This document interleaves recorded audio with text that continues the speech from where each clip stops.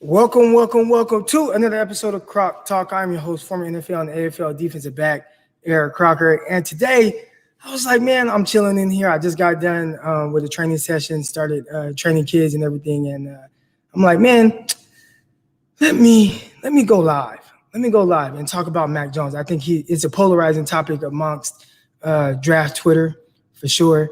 And I think there's a lot of things people are talking about with Mac Jones that I don't want to say aren't true, but I think they're kind of over-exaggerating certain things, both good and bad, in favor of Mac Jones. So I want to come in here, make sure I, get comments from you guys and you guys kind of get this conversation going. But the first thing I wanted to come out and say is Mac Jones is not a bad quarterback.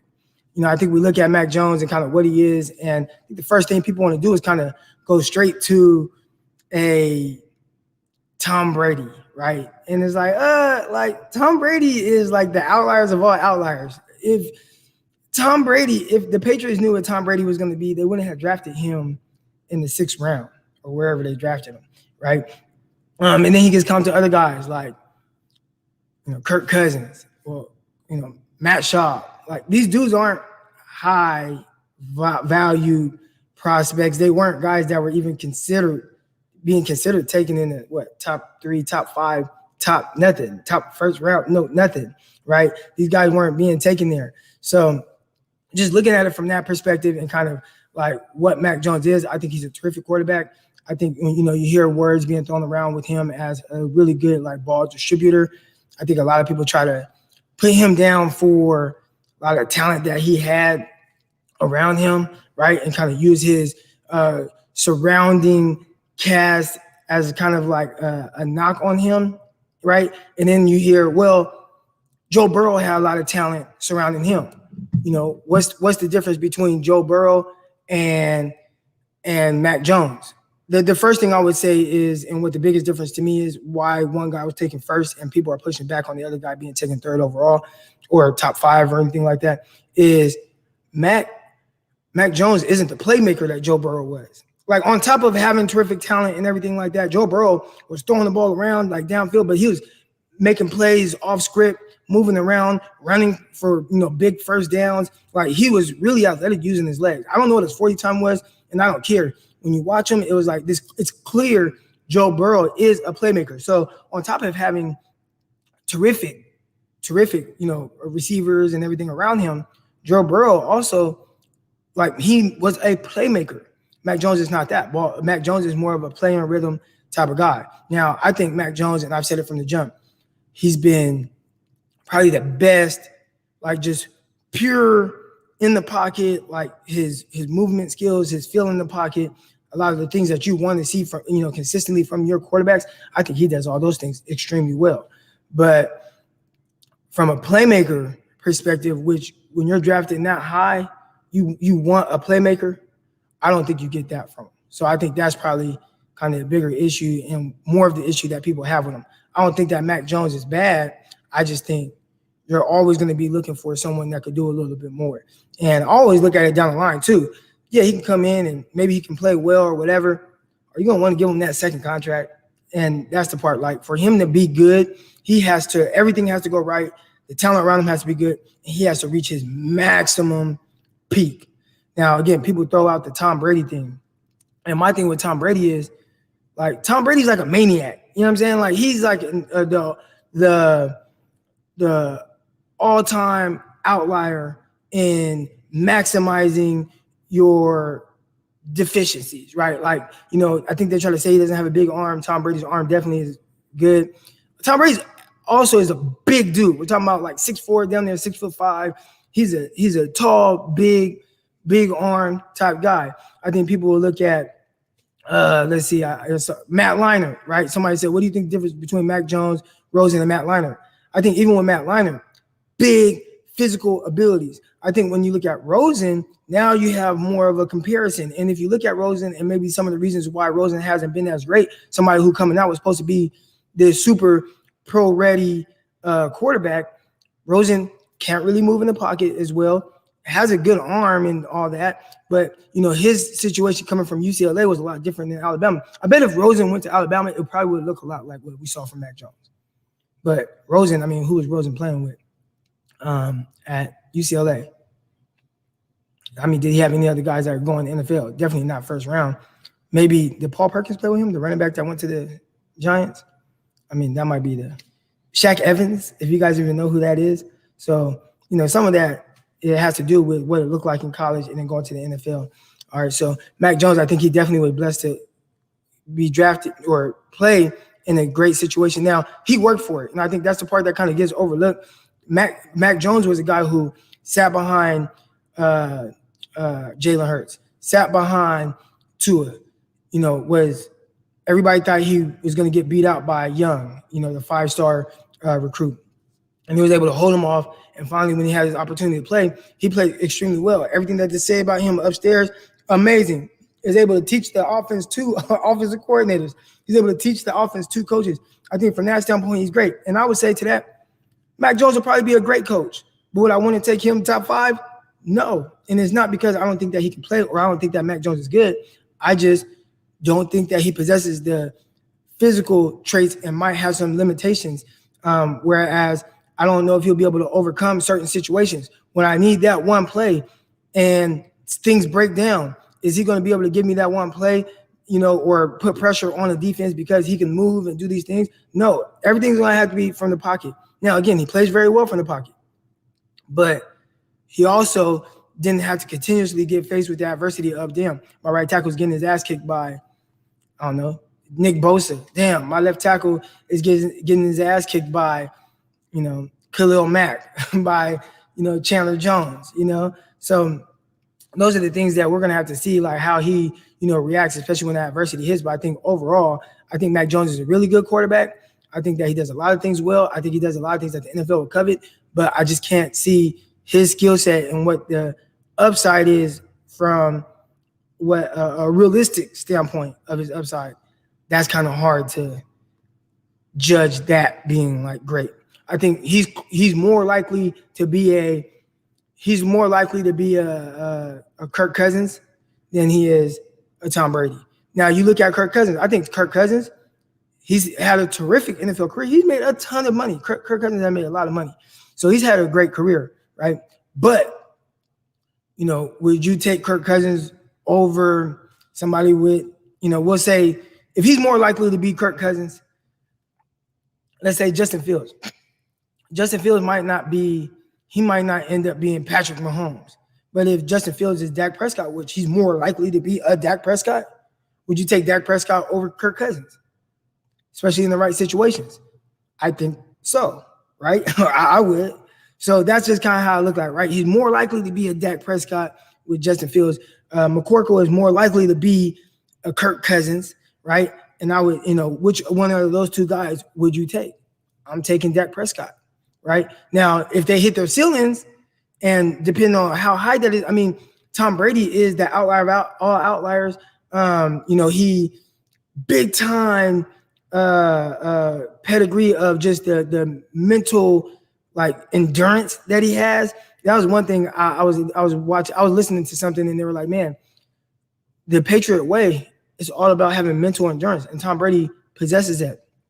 Is Mac Jones going to get to the NFL and prepare his mind, his body, the way that Tom Brady does to make it to where Tom Brady's able to get to where he is?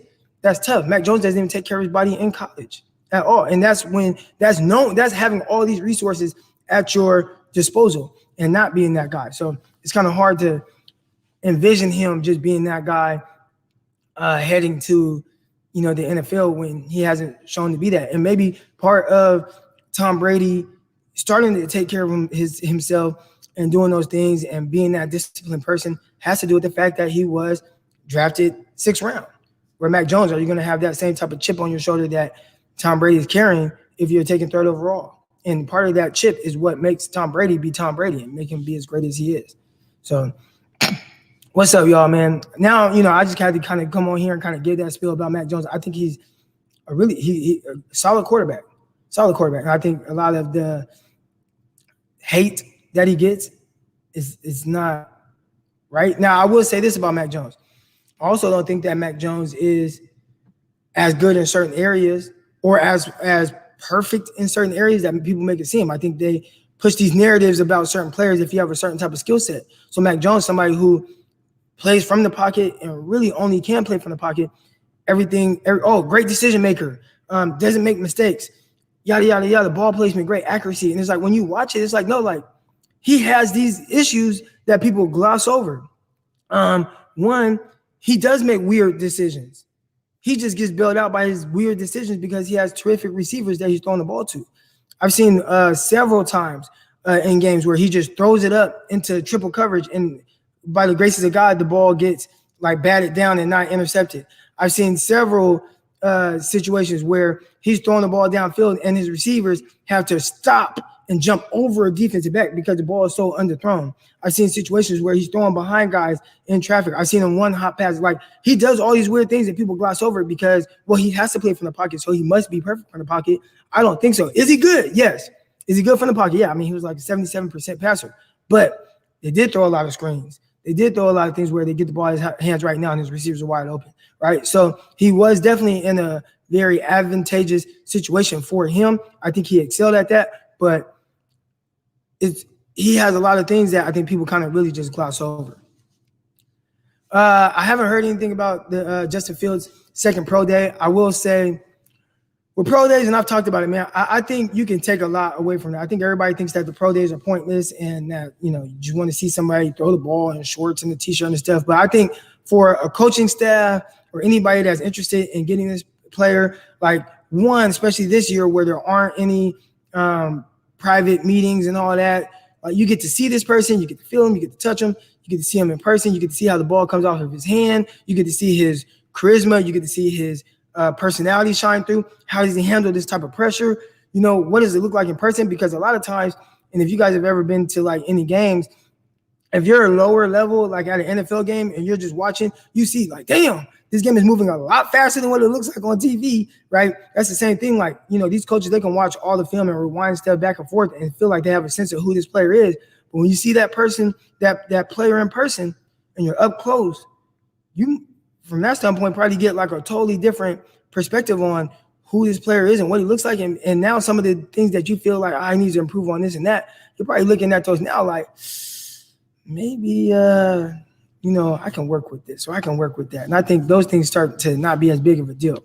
So I think, his pro day, he does what Justin Fields did what everybody expected him to do. Go, throw well, look good, all that. But I think for the 49ers or any team that was there, even the Jets, I think the biggest thing might be meeting the person, talking to the person, seeing the person, like seeing how you guys vibe. I think from that standpoint, that was a win for him with the 49ers being there.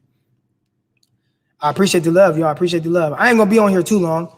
I got some more athletes I got coming in here in about 15 minutes, so I won't be on here too long. But it's about where. If we stayed at 12 and we got him, I think it would be cool, but not at 3. I agree, Tyson. Like, that's my perspective too.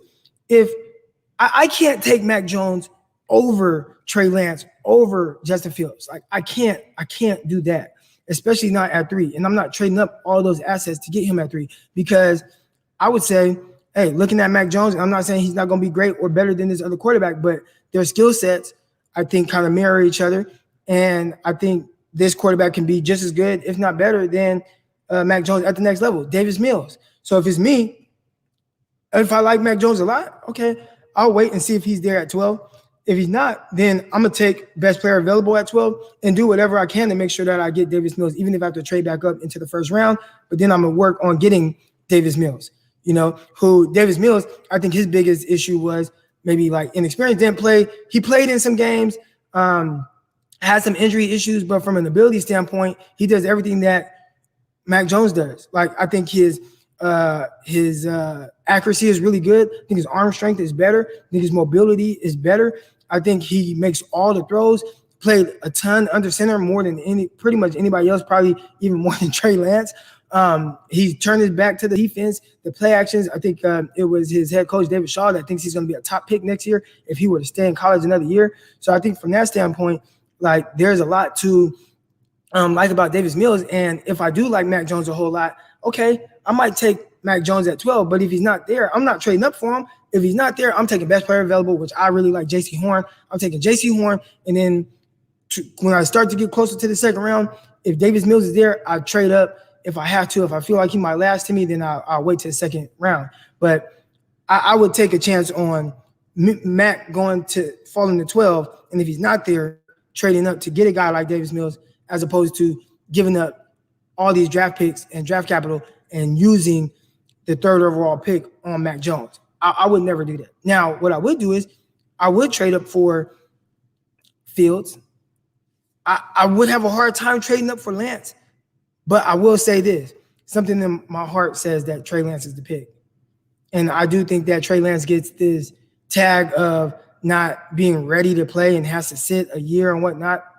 I don't think that's the case. I think Trey Lance is the most pro-ready quarterback. And when I say Trey Lance is the most pro-ready quarterback, does he have some things that he has to work on from an accuracy standpoint? They just said for the first time in his life, he got a quarterback coach, which was like a couple months ago. That was the first time that he had a quarterback coach. So he's been at a disadvantage from that standpoint than the other guys. But I will say with Trey Lance, when I say he's the most pro-ready, I think he does. Being pro-ready, a lot of it has to do with being able to call plays in the huddle, right? A lot of these guys have never huddled up. So being able to call plays, being able to spit out the plays, huddling up, getting to the line, calling out checks, right? Like calling out line protections. Like he's one of the only guys that has been prepped to do those type of things. So I see like DK is here. Stop capping, he ain't pro-ready. Why is he not pro-ready? Or more than anybody else, where like Justin Fields, that's gonna be a transition for him. Justin Fields is used to coming to the line of scrimmage and looking left, looking at the defense. Oh, fake, let me look to the sideline. The coach ends up calling the play. All right, we're gonna adjust like this to the defense, and then he runs a play based on what the coach tells him to do.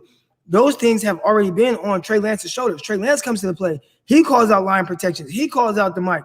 He gets his team set up and put in the right play. Like his university set him up and put him in position to where, hey, you are going to be the most pro-ready from the standpoint of being able to run an offense. And that's the biggest transition for most of these guys. The biggest transition usually for quarterbacks coming in is going from a college system to a pro system. Well, Trey Lance has already been in the pro system, and everything that they're going to ask him to do, he's already done all of it. Now, can he be more consistent with his accuracy and things like that? Yeah. But as far as what he was asked to do at North Dakota State, they put a lot on his shoulders, probably more so than any other quarterback in this class. Mac Jones only started 17 games. What makes him pro-ready? What makes Mac Jones more pro-ready than Trey Lance? That's a great question. I actually did a YouTube on that. Like, what makes Mac Jones? And make sure, because there's a lot of you guys in here on Periscope. Make sure you guys subscribe to the YouTube channel, Croc Talk TV. All right. But yeah, what makes him more pro-ready? I don't know. What, he's throwing more passes? And my comeback to that is, all right, Mac Jones is throwing more passes than Trey Lance. Well, I think Trey Lance did exactly what his university asked him to do, and he executed at the highest level to the point where they went on and went undefeated and won a national title. I think the same thing with Mac Jones. Whatever they asked Mac Jones to do, he executed that to the tune of winning a national championship, and he did that excellent. So I would just say, like, for what they asked him to do, and again, they put a lot on the shoulders of Trey Lance in the sense of what he's going to be asked to do at the next level. He executed that. Now you look at a guy, he didn't throw a lot of passes. Look at Cam Newton. I don't want to compare him to Cam Newton. I still think Cam Newton was a higher level prospect. They have certain things that they do better than each other. But, Cam Newton, he didn't throw a whole lot of passes. I think he only threw, 18 passes a game or something like that. Went to the NFL, threw for over 4,000 yards as a rookie, over 800 yards in his first 2 games. So what are we talking about? Lance has 96, I think. Lance has 96 what? I got some kids coming in here soon, so I'm gonna hop off of here soon. So I'm about to train some athletes. I just kind of want to go in here and kind of talk about Mac Jones. And I think Mac Jones is a good prospect, but I definitely question the whole, just high floor, all this, that, and the other. I think he's going to be a good prospect, but at the end of the day, once you get to the NFL, you're there now. So what are you going to do? And if you back there being a sitting duck, you better hope you have a great offensive line or everything around you is perfect. Don't the attempts worry you? Again, I can use Cam Newton as something that we've seen, right, where he didn't have a lot of attempts. Matter of fact, just from the playing out Auburn or whatever, he only threw in that year. Because remember, Cam Newton, he was at Florida, didn't really play. Then he went to junior college, played. I think they won a national championship at Blinn. Then he went to Auburn. I want to say in his 1 year at Auburn, I don't even think he threw as many passes as Trey Lance. But again, he went to Cam Newton was different. Cam Newton was different from the perspective of I think he's more physically gifted, like just a little shiftier, a little bit more explosive. But I mean, they're both terrific runners. But I don't think Cam Newton was as accurate as him. Now, I do think Cam Newton just had a bigger rocket arm. I think he relied on that a lot. And I think that's why maybe he was inconsistent in other parts of his game as a passer. But I don't think that Cam Newton he was a better prospect. I'm not taking that back. Cam Newton was a freak. But just in the sense of we can't move the goalposts, right? Your thing was, do the attempts worry you? Well, Cam Newton didn't have a lot of attempts either. And again, Cam Newton only throwing like 18 times a game or whatever, goes to the NFL, throws for over 4,000 yards as a rookie, over 800 yards in his first 2 games. So it's like, yeah, the attempts. My thing is, well, that was what he was asked to do. That's what Trey Lance was asked to do. And he did that to the highest level for his program. Lance reminds me of Lamar. No, he's nothing like Lance. Trey Lance is nothing like Lamar Jackson. Lamar Jackson is a different kind of monster when it comes to like his running ability. And even when you watch Lamar Jackson, especially when he was coming out, he looked more like an athlete playing quarterback as opposed to a quarterback that can run or a quarterback that's athletic. All right, y'all, man. Hey, if y'all got any more questions or anything, I might hop off of here soon.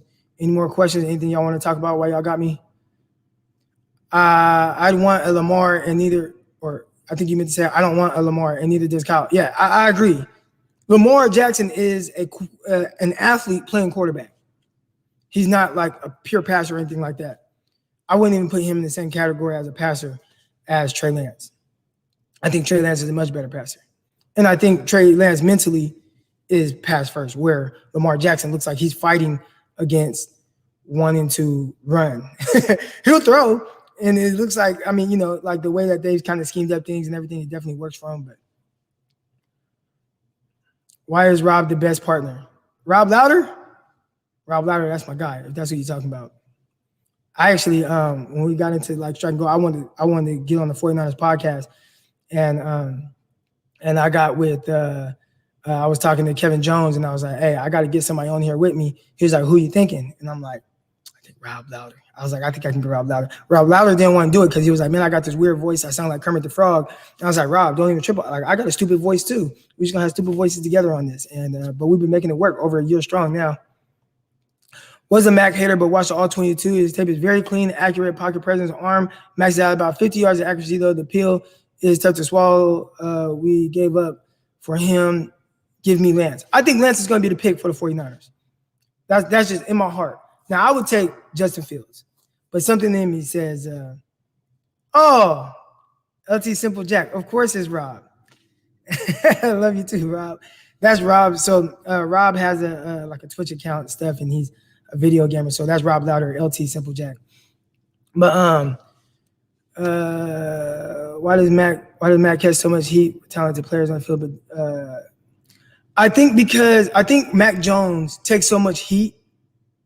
I think he takes so much heat because he's more dependent on talent, like just his skill set. Like he has to be able to play in rhythm and timing, and like that's how he has to win.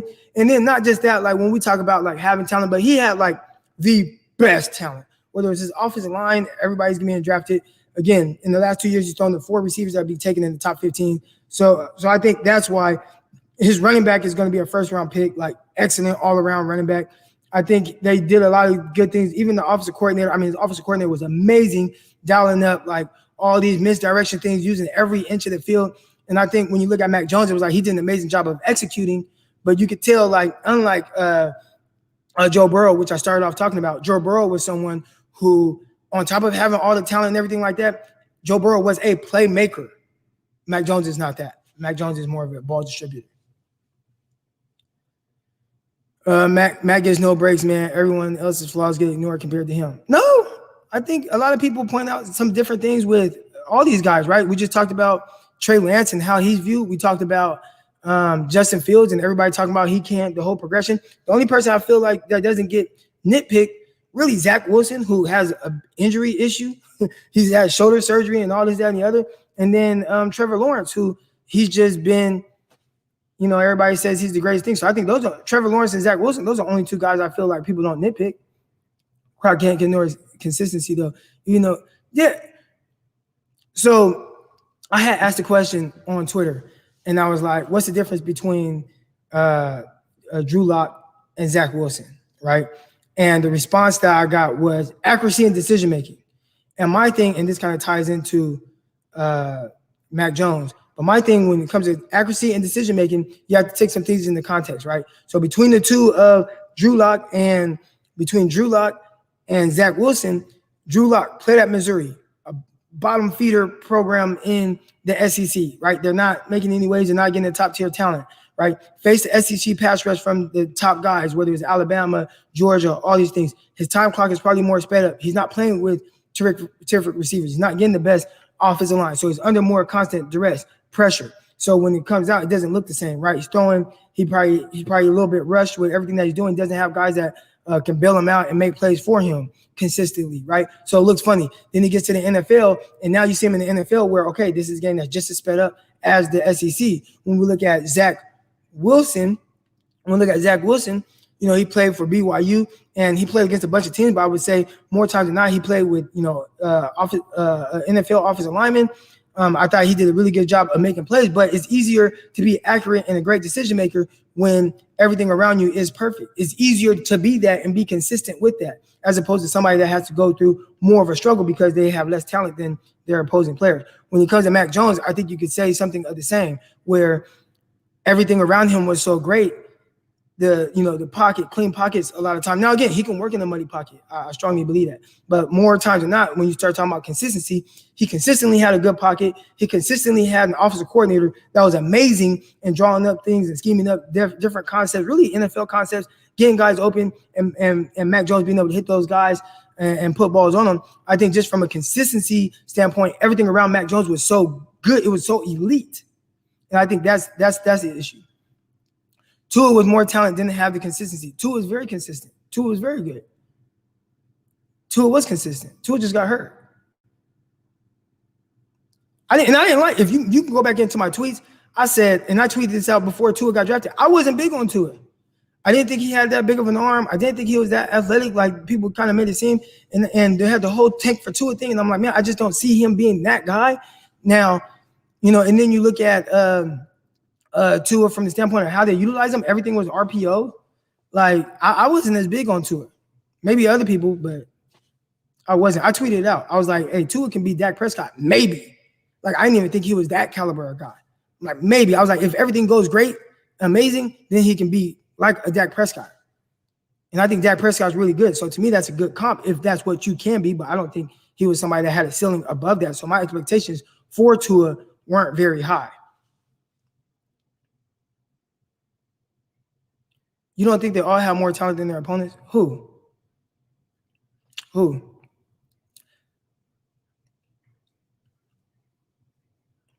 Let's see. Caleb Farley is the best ball skill CB I've seen in a while.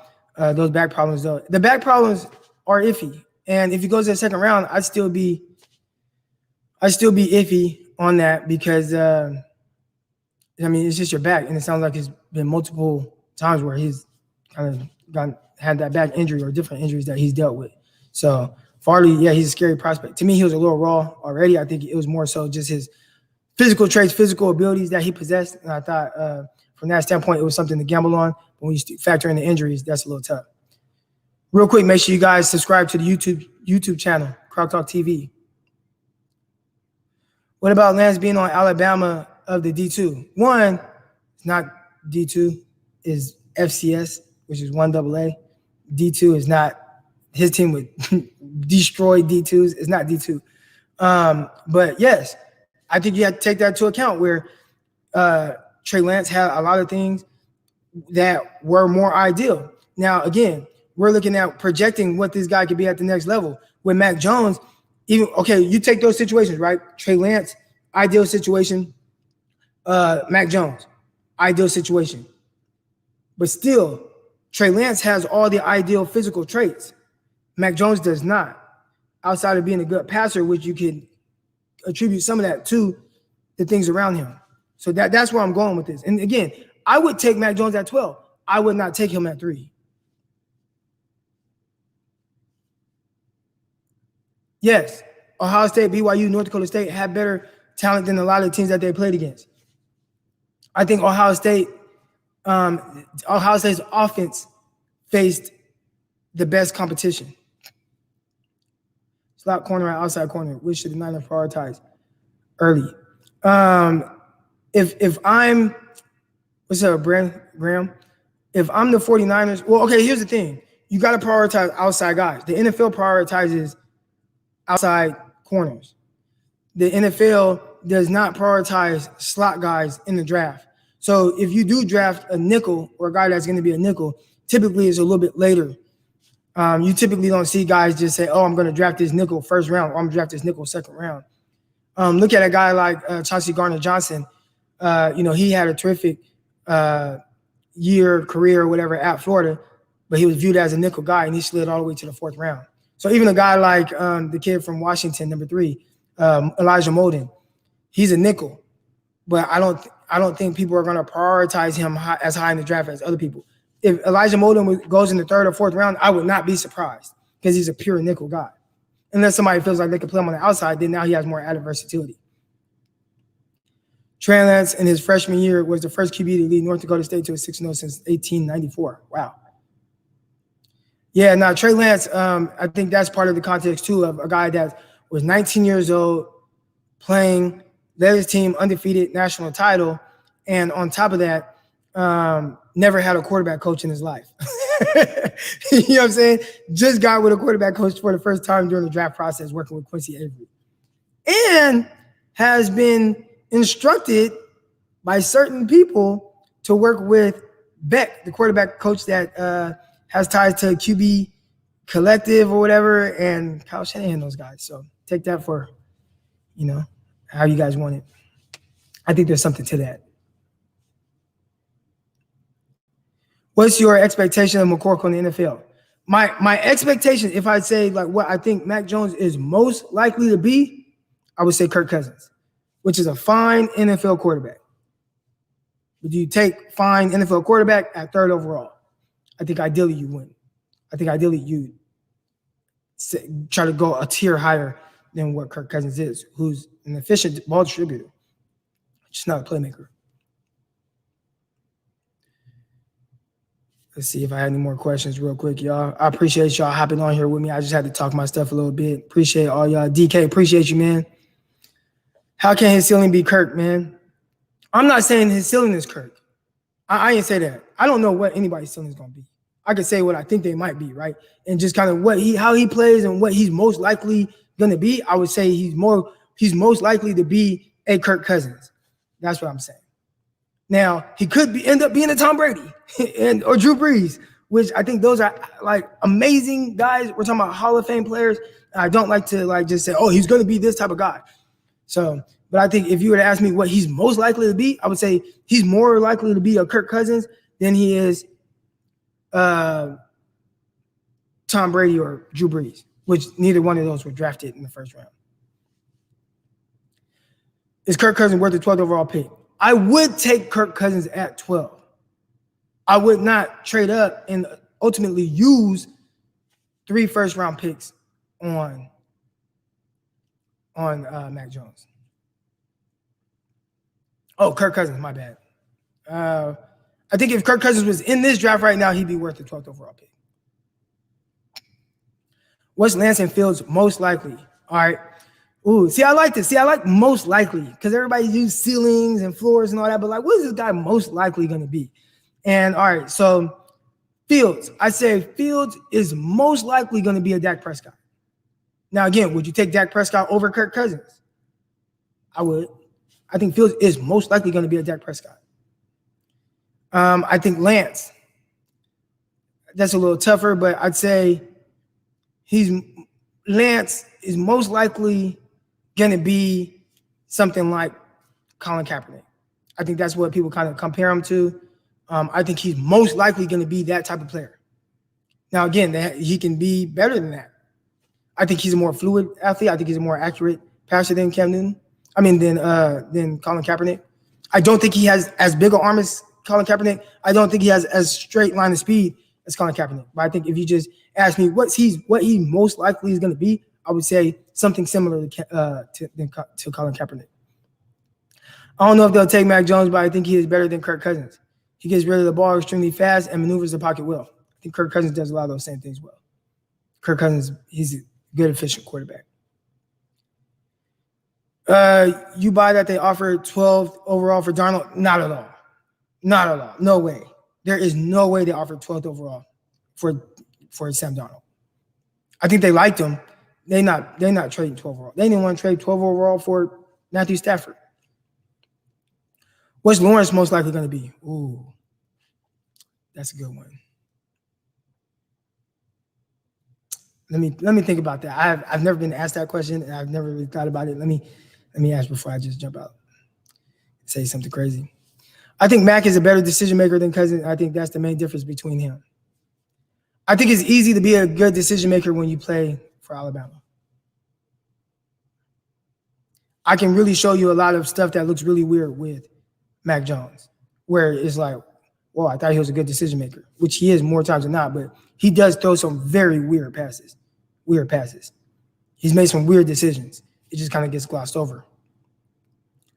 If Fields is picked by the Jets, I would hate that. Who would you pick? If I'm the 49ers, I'd take Trey Lance. I think they take Trey Lance anyways. That's what I think. Now, I would take Justin Fields. I think they take Trey Lance. If Fields is picked at 2, then I'd take Trey Lance anyways. I don't either. Now, Dak Prescott, you want to talk about Dak Prescott being a decision maker? I think when you look at Dak Prescott's rookie year, he went to a situation with a terrific offensive line, great running game, right? Had the rushing leader rookie with Zeke Elliott. He was 25 touchdown passes, 4 interceptions or whatever. Really was a 13-2 starter that year. He started the last game, led a touchdown drive. Then they sat him for Tony Romo. They ended up losing to Philadelphia. But everything is a lot easier when things are perfect around you. Kyle Trask or Mond? I like Mond a little bit more. He's really robotic, though. I hate the robotic movements. It just looks really funny. And again, real quick, man, make sure you guys, if you guys aren't already subscribe to the YouTube channel, Croc Talk TV.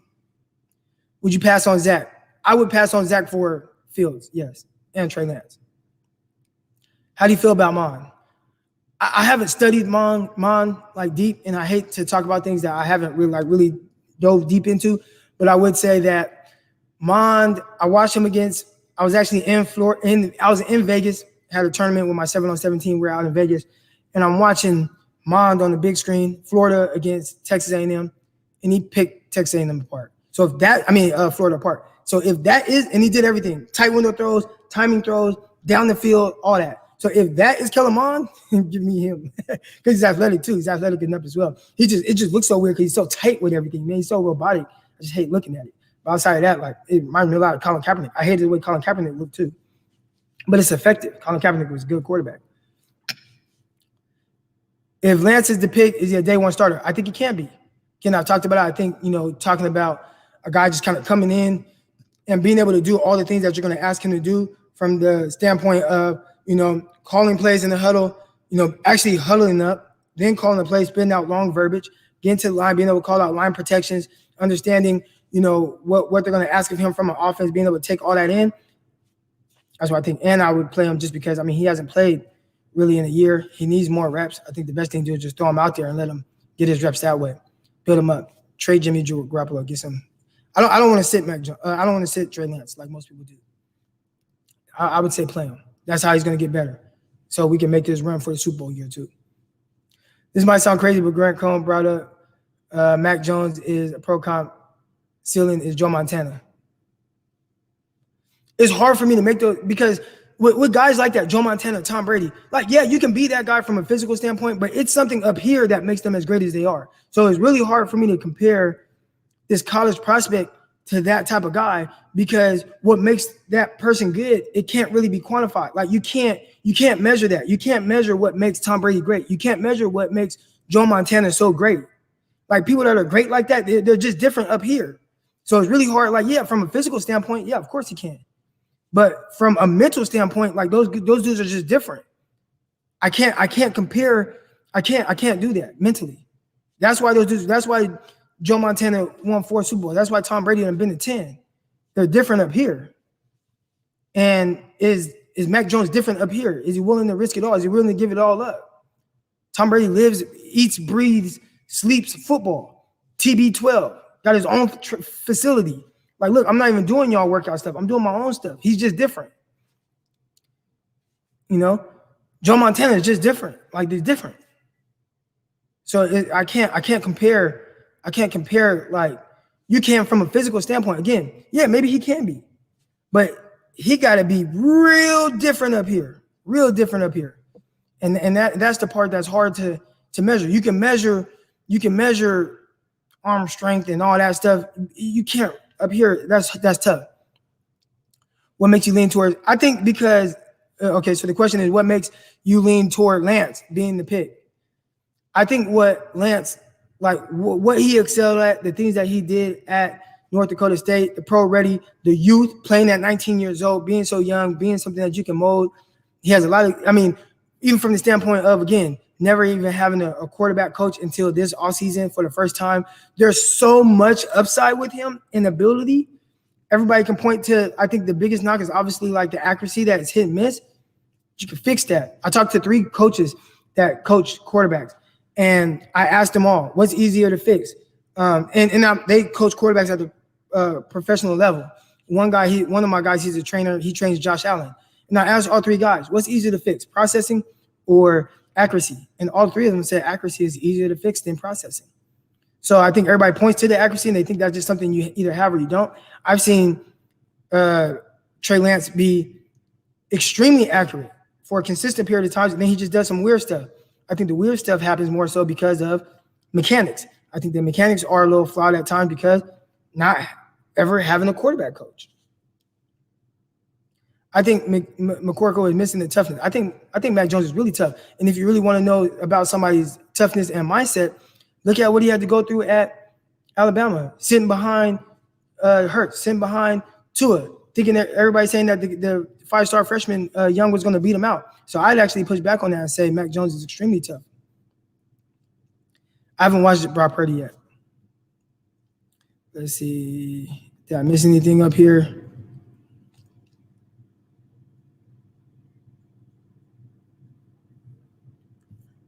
How y'all doing today, man? Y'all good? Y'all good? I think McCorkle missed that. I already read that.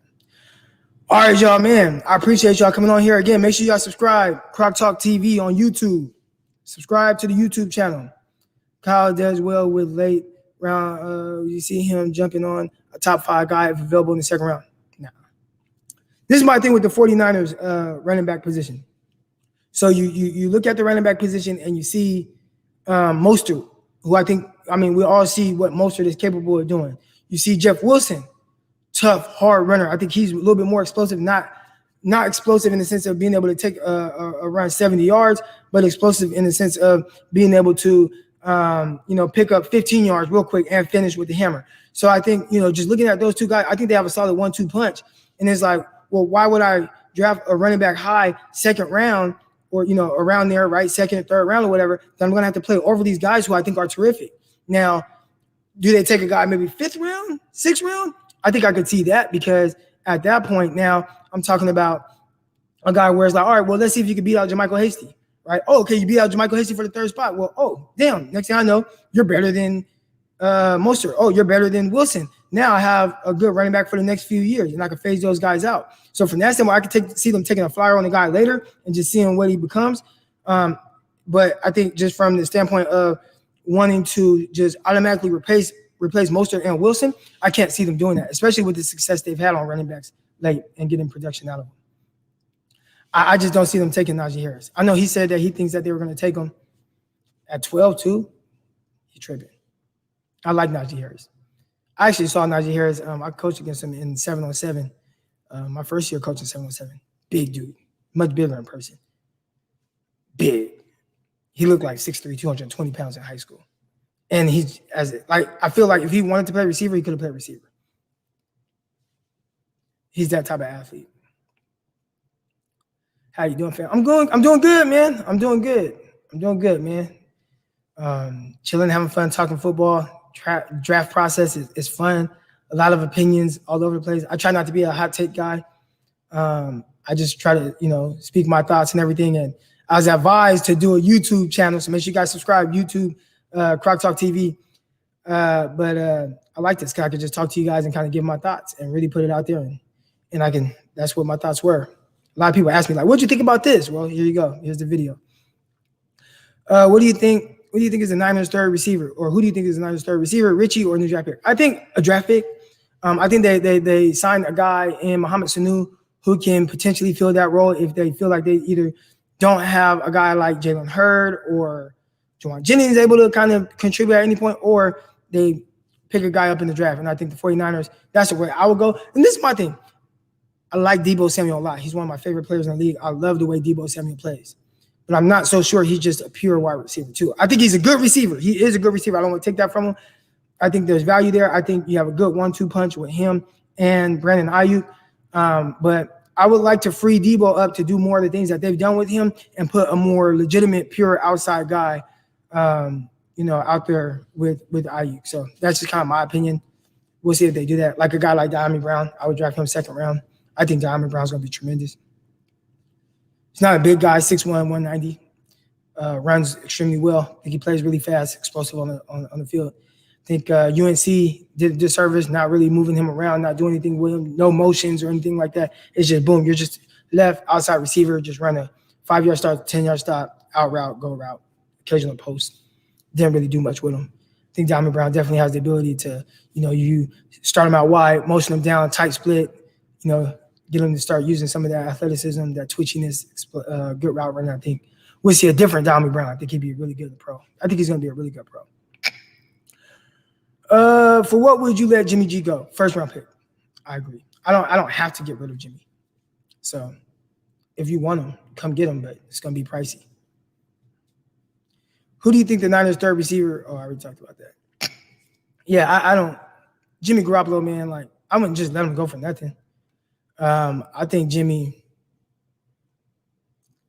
he's a good starter when he's playing. I think he has his limitations. I think some people think this too. I think some people think some of the players that the 49ers have signed, whether it's Garoppolo, whether it's Sudfield, Rosen, and it's like, well, how do those guys mesh with a guy like Trey Lance or Justin Fields? I think Trey Lance and Justin Fields are pocket passers. So you're a Rondale fan. Rondale Moore. Yeah, I like Rondale Moore a lot. That's definitely a guy I would look to, draft in the second round. I think his height, and I don't like to say what somebody is or what they aren't, especially like when it comes to like their size and saying that their size is going to be the thing that limits them. But I will say when you are 5'7", that drastically shrinks the radius, and the quarterback has to be much more a pure, accurate guide pinpoint if you want to play him on the outside. So I would say he is a guy that has to be more of a pure slot. And I think the versatility, especially when you look at, depending on the team, 49ers, all their guys have really been very versatile. With him, he's versatile from a standpoint of being able to play in the slot and do some of those gadget type things, but can you play him on the outside as well? Because 49ers like to move all their guys around. I'm not sure if you could do that. Hearing Mike Shanahan's name a lot, Mike Shanahan. How much do you think he's helping QB choice?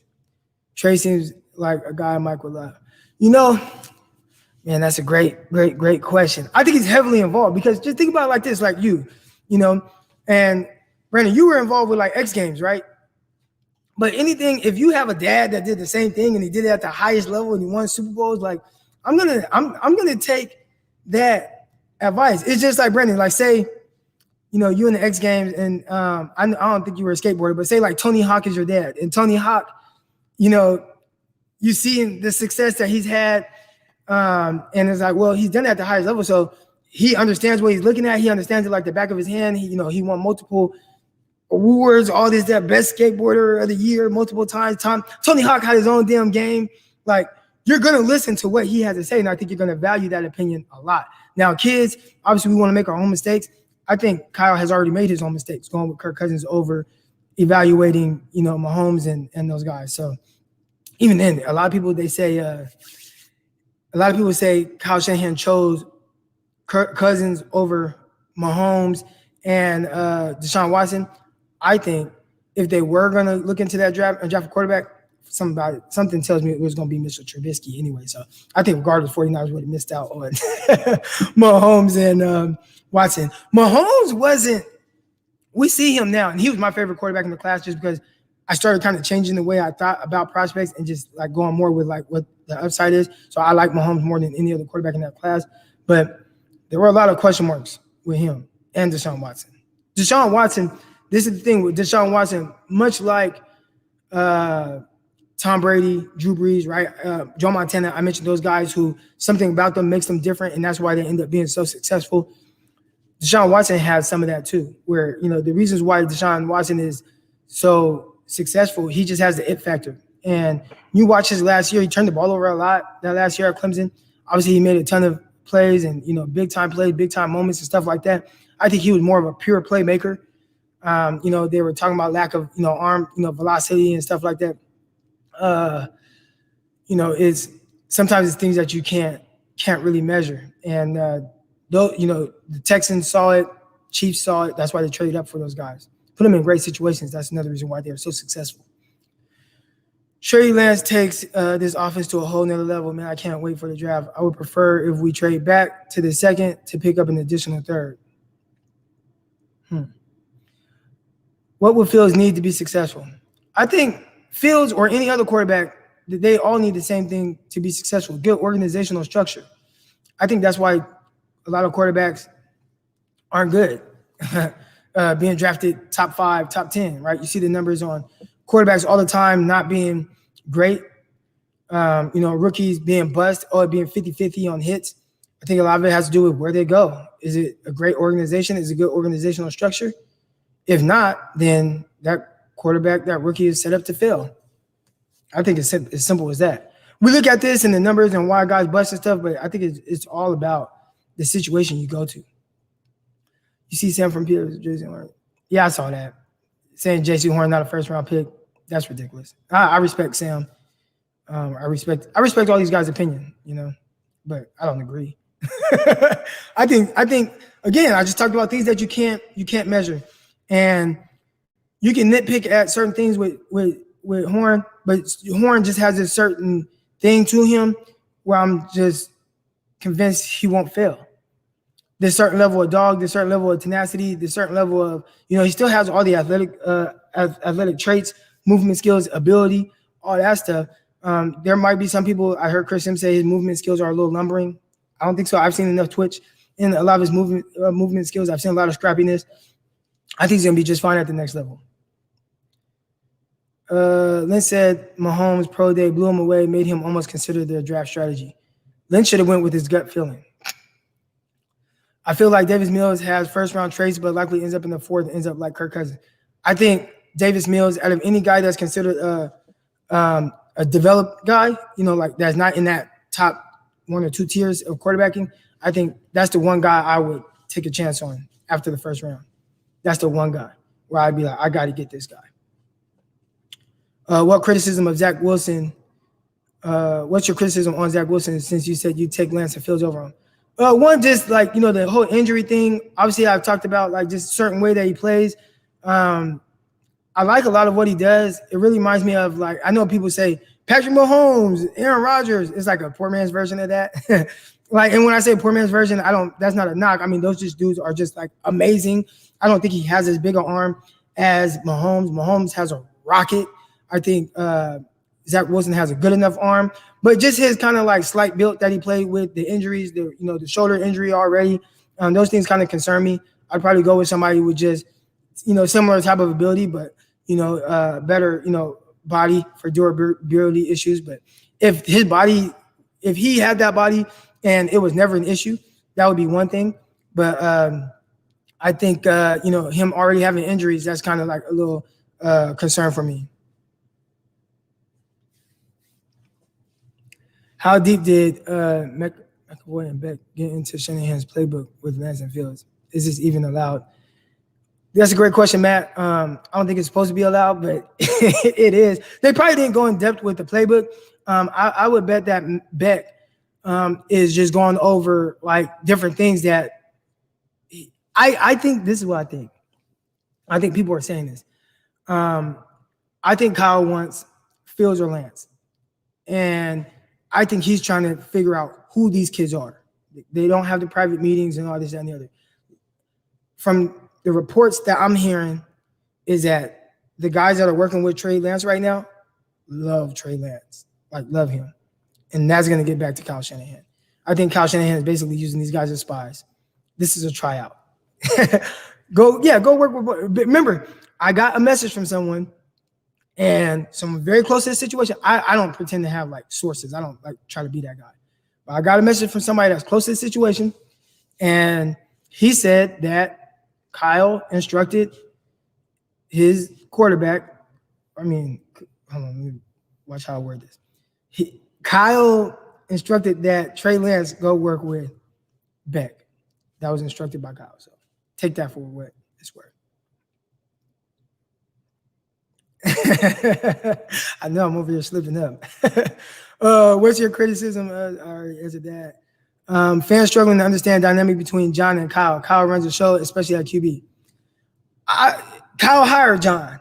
Like, I think I'm married, right? And everybody says happy wife, happy life. So I try to let my wife run the show. You know, people ask me things, let me go ask my wife. You know, hey, you want to do? Okay, let me ask my wife. But I give my wife and make her feel like she's in power. But ultimately, if I really want to put my foot down, I put my foot down, and it's going to be whatever I say it is. And I think that's what that relationship is.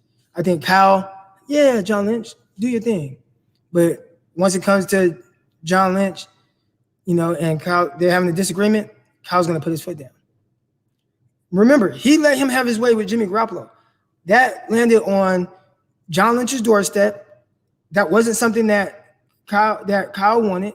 He wanted Kirk Cousins. He was all in on trying to get Kirk Cousins. And obviously we've seen, I mean, with this trade, he's willing to give up a lot to get something that he wants. We've seen that throughout the draft process as well. That was something Kyle did not want Jimmy Garoppolo. He wanted Kirk Cousins. He didn't even evaluate quarterback. Didn't evaluate Deshaun Watson, Mahomes, none of these guys. He wanted his guy. And John Lynch, the trade landed on, and okay, you're the GM, do your thing. But I think if Kyle really, in this situation, I think he's going to put his foot down with whatever guy he wants. The 49ers will play the Bucs in the NFC Championship and will beat Brady. I hope so. Trey Lance versus Patrick Mahomes. That would be great. Yeah, hey, y'all understand, man. Y'all got the wives, man. Y'all understand. And again, make sure you guys go subscribe to the YouTube channel, Croc Talk TV. How do QBs choose who to work with and lead them to draft? Quincy and Beck seem to be the main guys. Quincy, Beck, Jordan Palmer has been really good. Yeah, he's definitely been another guy. I think a lot of times it probably can be the player, but I think sometimes it's who the agent refers. So a lot of times I think that's who it is. Whoever the agent refers and maybe the agent has a connection with, I think that's who they go with.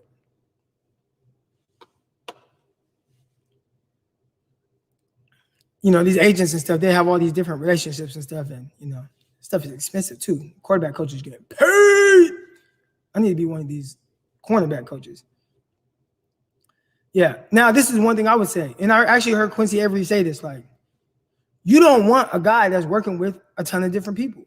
Not saying you don't want him, like you don't, not like you don't want to work with him, but ideally, I want you to work with me and only me, because the things that I believe in and all that, like I want you to just work on those things and not have, and I don't want to have to correct other things that people are having you do, especially when it comes to the quarterback position. Now, cornerback, I'm a little more leeway, like I have a little bit more leeway with that, where it's like, okay, if you want to work with this guy, the more you know, the better. Great. Now, I'll teach you certain things, and I'll tell you why. This is why we step like this, or this is why we do that. This is the technique that we use. This is why we do it. I have reasons behind every drill and all the things that we do. And if you work with somebody else and they teach you something different, let's just add that to your toolbox of things that you'll be able to do. But Let this be the foundation. All right. Well, quarterbacks is a little different, I think. Maybe some guys do different style things, or maybe you have something different. But I bet one way a quarterback coach teach you to drop back, another quarterback coach might teach you a complete opposite. I think that can mess up a guy. Yeah, the right foot back stuff. I don't know. I've seen a quarterback coach come out and say it's not that big of a deal. Trey Lance going to blow away college pro day. I think he's going to see him and just see, I like what this could be. I like what this can be. That's what I think. I like Trey Lance. I like again, people point out the accuracy and stuff. Like, you can improve on that. I asked quarterback coaches. They said, y'all want me to get a quarterback? I got my guy. He trains Josh Allen. He's been working with Josh Allen since he was in high school. I'll get him on the YouTube. I'll get him on the YouTube this week, if that's what y'all want to see. Fields or Lance, I do not care. Yep, I agree. Let's go. All right, y'all, I'm going to hop off here, man. I've been on here for an hour. I appreciate y'all rocking in. Again, make sure you guys subscribe to the YouTube channel, Croc Talk TV. Also, subscribe to the Patreon account, patreon.com/Croc Talk. I'm out. Appreciate y'all.